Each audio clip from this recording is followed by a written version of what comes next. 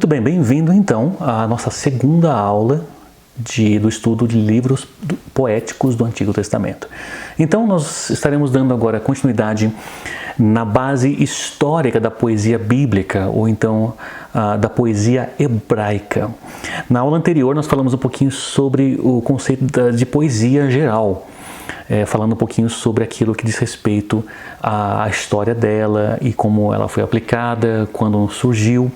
E agora sim nós vamos falar um pouquinho sobre algo mais específico, que é a poesia hebraica.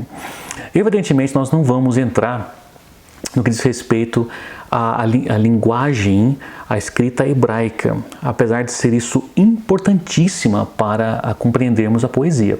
Mas para isso nós teríamos que estudar um pouco de hebraico, para compreender como é que existe ali a montagem, a construção de uma sentença na poesia hebraica. Então, por favor, acompanhe aí na sua apostila, eu vou estar seguindo parte a parte com você, e você pode estar lendo comigo. Então, a pesquisa anterior dos primeiros 17 livros, que diz respeito à lei e à história, que o pastor Ramon já lecionou para vocês, que vai de Gênesis até Neemias, ele cobre toda a história do Antigo Testamento, correto? Então todos os livros restantes, o poético e o profético, eles estão entre esses livros. Então tudo que se diz respeito à questão profética e poética, eles se encaixam dentro desse contexto dos livros de Gênesis até Neemias, ali que é o livros Pentateuco e os livros históricos. Então, se você pensar em um contexto de tempo, entenda que mesmo que você vê ali, mas depois de Neemias vem Jó, então, mas isso não tem a ver com a cronologia, mas sim com o formato de como foi colocado a Bíblia. No entanto, todos aqueles livros que vêm depois de Neemias, eles entram e se encaixam dentro da história ali contada dos livros históricos. Então, a primeira sessão a ser coberta, a poética, é uma sessão muito menor, que consiste de 5 livros. Os 5 livros poéticos são Jó, Salmos, Provérbios, Eclesiastes e Cantares de Salomão. Então nós vamos estar examinando eles de uma forma um pouquinho mais profunda, tá bom?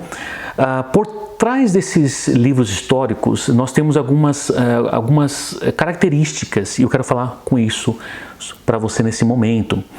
Então, os 17 livros têm a ver com a raça hebraica, enquanto os livros históricos têm a ver com uma nação.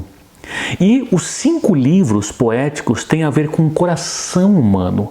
É por isso que a expressão, como nós falamos na última aula, a expressão poética, ela tem uma subjetividade contando dentro da sua narrativa. Por isso que ela entra então no conceito de coração humano. Esses 5 são chamados livros poéticos. Não é? Nós devemos entender claramente também que o termo poético, olha só, se refere apenas à sua forma, tá bom? Não se deve pensar que eles são simplesmente o produto de imaginação humana.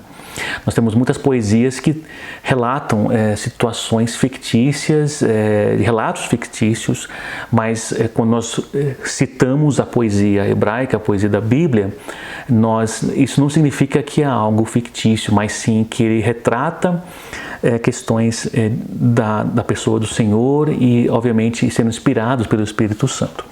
Então, esses livros retratam a experiência humana real, se debate com problemas profundos e expressam grandes realidades, e é o que se vê nos livros poéticos.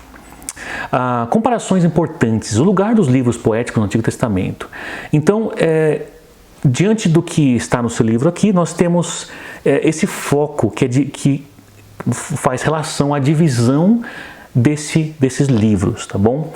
Então, por exemplo, a lei, ele relaciona-se com a vida moral de Israel, o Pentateuco, a vida moral de Israel. Número 2 aqui, livros históricos, relaciona-se ao desenvolvimento e à vida de Israel. Evidentemente, livros históricos falam sobre a vida, né?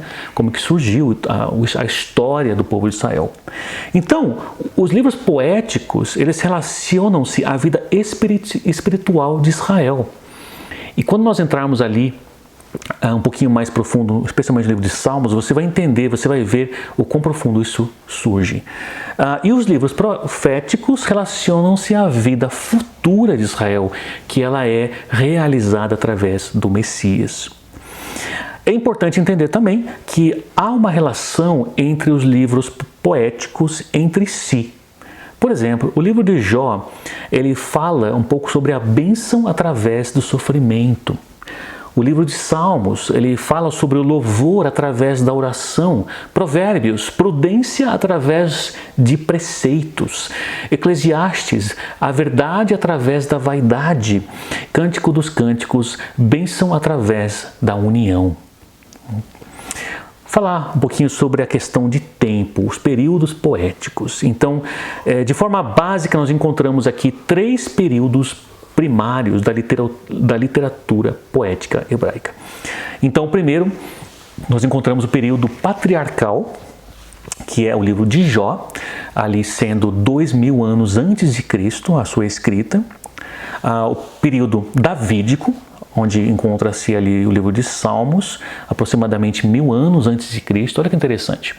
Isso aqui é apenas, historicamente falando, entre um e outro é 1000 anos de diferença. Então, ao lermos esses livros poéticos, entenda o poder disso. É um livro que tem uma distância de 1000 anos, né?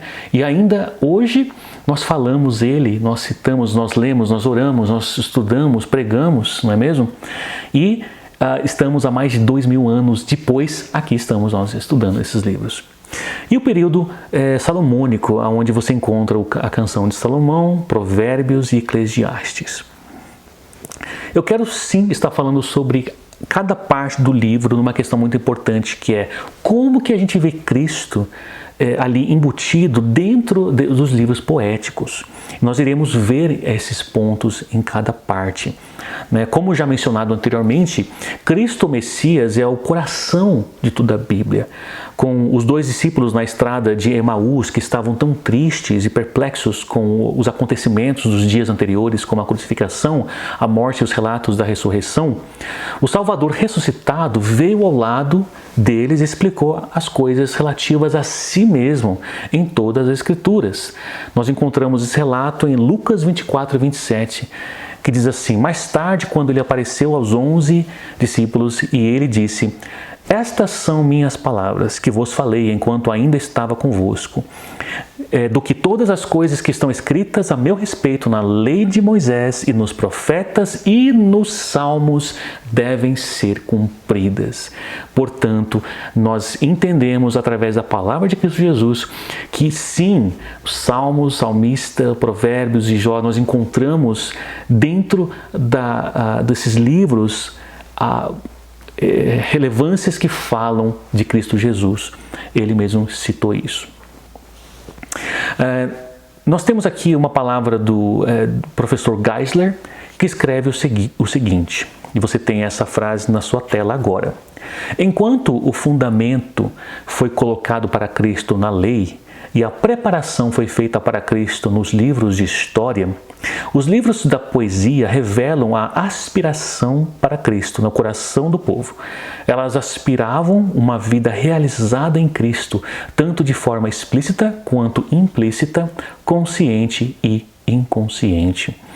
Então nós encontramos aqui essa frase maravilhosa de Geisler, relatando a essência dos livros poéticos, inclusive cito aqui vários salmos que retratam, olha só o exemplo do Salmos 24, que retrata ali a dor que Cristo passara em meio à crucificação, entre outros relatos que aconteciam no livro de Salmos. Isso é o que Geisler estava explicando aqui.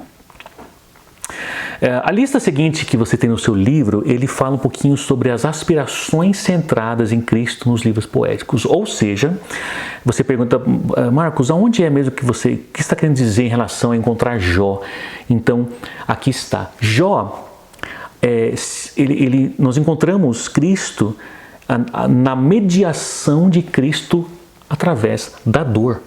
Ali encontrando Jó. Inclusive nós temos um versículo muito especial que nós vamos falar sobre ele no livro de Jó. Salmos, a espiritualidade para a comunhão com Cristo. Provérbios, a busca pela sabedoria em Cristo Jesus. Eclesiastes, busca para a satisfação final. E Canto de Salomão, a busca à união no amor com Cristo. Assim dito, esses 5 livros poéticos, eles falam, sim, estão ricos da presença de Cristo Jesus nela. E é isso que nós vamos estar vendo na próxima aula, não nessa que está vindo agora, mas ainda na próxima, que eu preciso ainda falar com você sobre a natureza da poesia hebraica. Então essa aula nós demos aqui, falamos um pouquinho sobre a base do contexto hebraico no que diz respeito à poesia, e fazendo uma reflexão entre livro por livro, aquilo que ela mostra de modo histórico e também de modo a expressar a Cristo nesses livros. Muito bem? Então vamos lá para a nossa próxima aula, e lembrando que você tem no seu livro, você deve estar vendo agora, uma atividade. Então você leia essa atividade, as perguntas que estão aí, responda, passe um tempo respondendo, e uma coisa que eu preciso falar também para você, você depois tira um print dessa tua tela, caso você faça no seu celular ou no seu computador, ou se você imprimiu, tira uma foto dessa tela que você está vendo, dessa página, né? E envia para nós, assim eu possa estar corrigindo e vendo como que foi a sua atividade, tá bom? Deus abençoe e até a próxima aula.